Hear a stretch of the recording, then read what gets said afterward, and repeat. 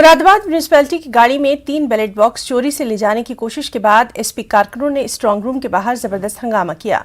मुरादाबाद की मंडी कमेटी में एसपी कारकुनों ने स्ट्रांग रूम के बाहर एहतजाज किया। बैलेट बॉक्स की चोरी की वारदात के दौरान हंगामा आराई के बाद डीएम और एसएसपी मौके पर पहुंचे और तमाम बैलेट बॉक्स पर अपनी निगरानी में मोहर लगवाई।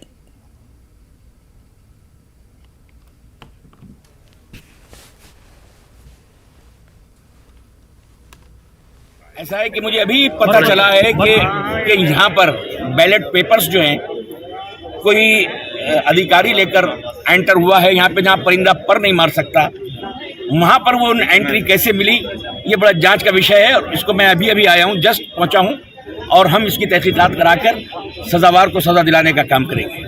क्या शिकायत? अभी तक चुनाव आयोग से, जब तक चुनाव चले, चुनाव आयोग से अखिलेश यादव ने भी और पार्टियों ने भी लगातार शिकायतें की हैं कि चुनाव में धांधली हुई, लेकिन चुनाव आयोग ने कोई भी कार्रवाई। मैं समझता हूं जिस तरह भारतीय जनता पार्टी की 5 साल की सरकार गूंगी और बैरी और अंधी सरकार थी, बिल्कुल उसी का असर जो है वो चुनाव आयोग पर पड़ा है।